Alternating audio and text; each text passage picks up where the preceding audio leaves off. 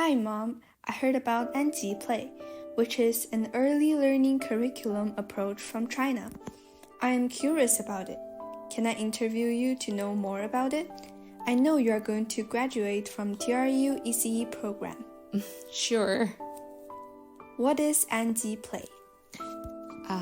Anji Play is an early childhood education approach just now you mentioned.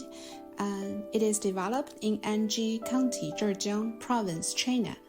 It emphasizes deep play, self-determination, risk-taking, and authentic environments where children direct their own play with minimal adult intervention. Okay, who are the key theorists and how has this approach developed? I heard that this approach roughly started from a kindergarten located in rural area in Anji County.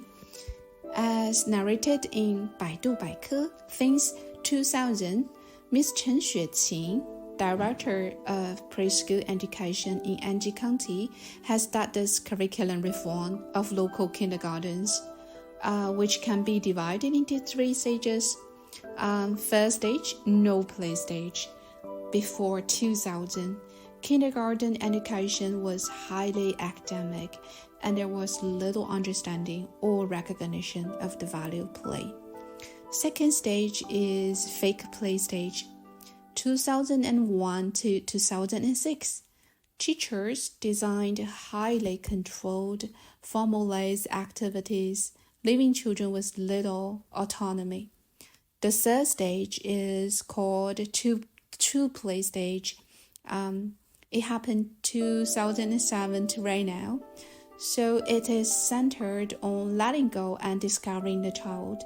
This stage reconstructed the concept of the early childhood education through low-structure materials, open environments, and ample playtime.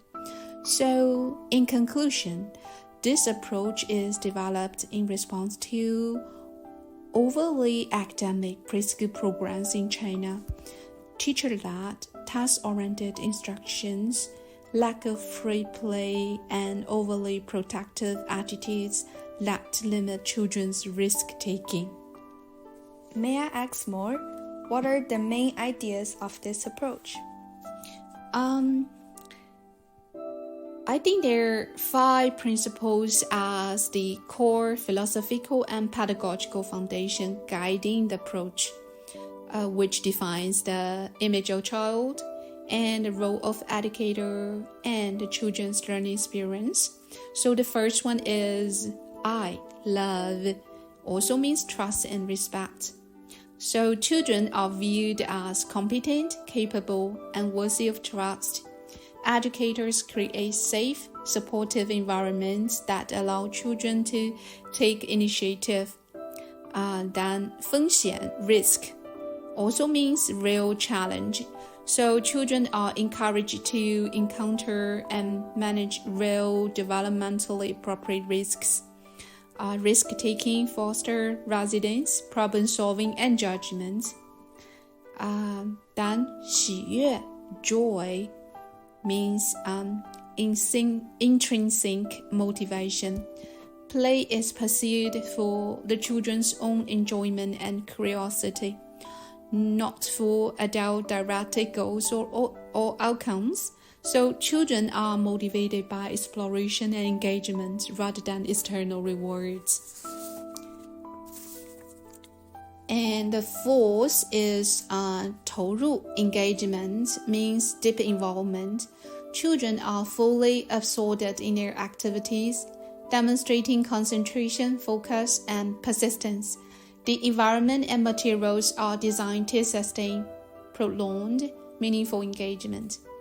And the last one is 回顾 reflection, means thinking and revisiting.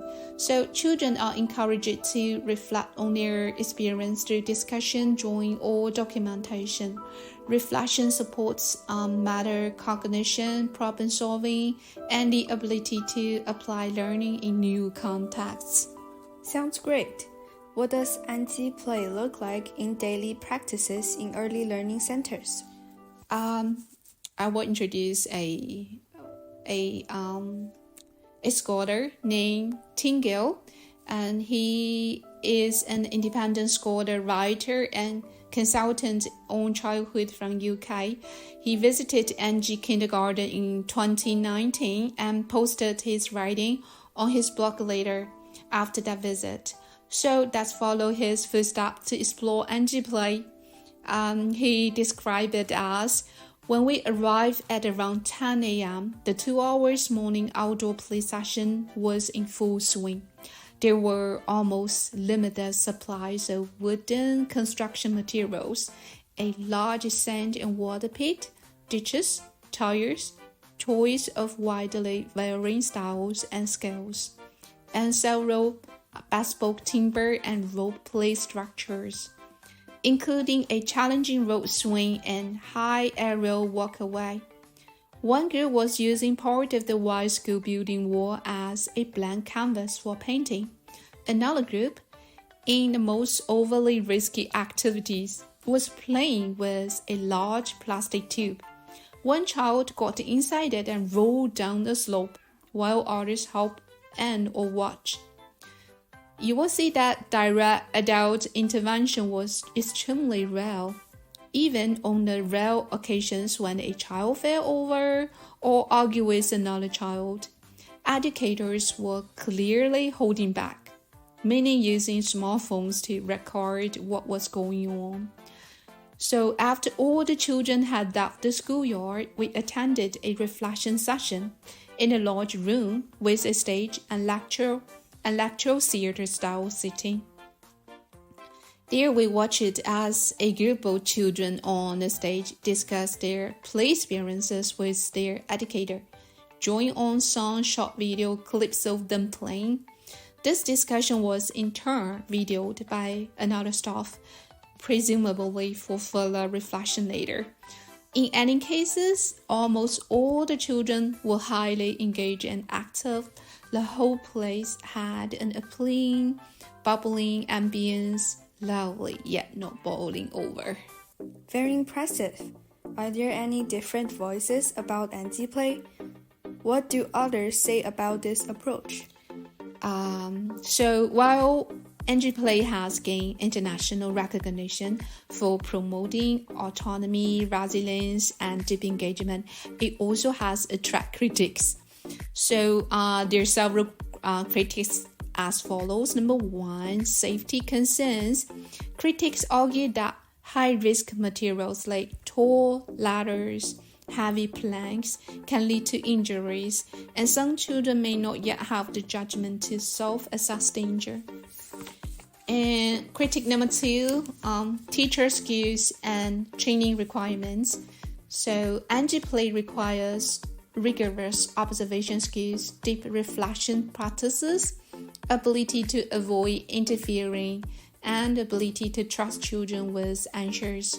So not all educators are trained and comfortable with these.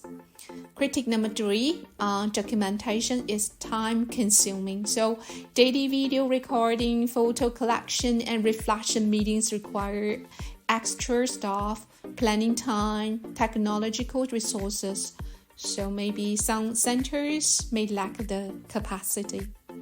And number four, not easily transferable to all cultures or environments. The challenges include like limited outdoor space in urban centers, weather constraints, cultural norms around safety, regulations that may restrict risky play, or maybe parents who expect academic teaching, and also like expensive or difficult to source materials. And the last critique is about the potential inequality in participation. It's about children. Like children who are quieter, that's physical skilled, new to the language, may be overshadowed during high energy, large motor play. It has reasons. What does this approach mean for early childhood educators? How might it shape practices? From the context in which Anji play emerged and the philosophy that underpins it, especially its stance on materials and risky play. We can see several important implications for contemporary early childhood education. So first, Anji play demonstrates the transformative power of educator reflection in response to the widespread issues of highly academic, teacher-controlled early childhood programs in China, and so in which children lack genuine play and joy.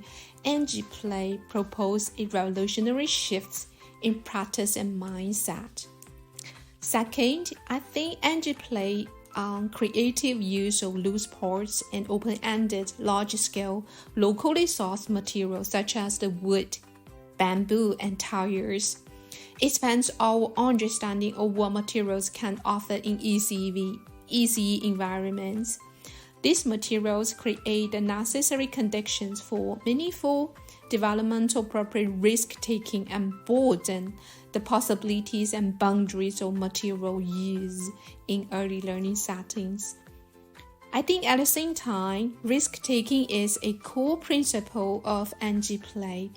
It envisions a world in which educators trust children's capacity, and children take risks as a natural part of exploration and learning. As Gill, the scholar, emphasizes in his writing on risk play, it is children testing themselves and their boundaries, highlighting why genuine risk is essential for children's growth. So for me, as an emerging early childhood educator, Anji play may shape my practices in early learning setting in these ways, such as when setting the outdoor play space, we will use open-ended, loose parts and natural materials to support children's agency in their play.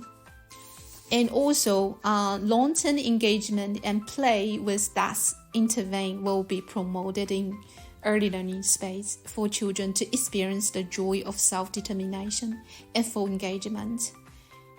While considering children's developmentally appropriate safety, we also provoke for risky play, for children to extend their boundaries from the known to the unknown. We also should take initiative to do pedagogy, observe children, interpret children's interest and attention, create a learning environment accordingly for children to learn together. At the end, I would like to quote from both Chen Xueqing and Ting Gil regarding their ideas of early learning education.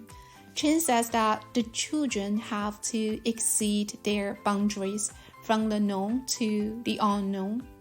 Ting Gil says that we need to accept that it's natural and healthy for children to take risks, make mistakes, have everyday adventures, and test themselves and their boundaries.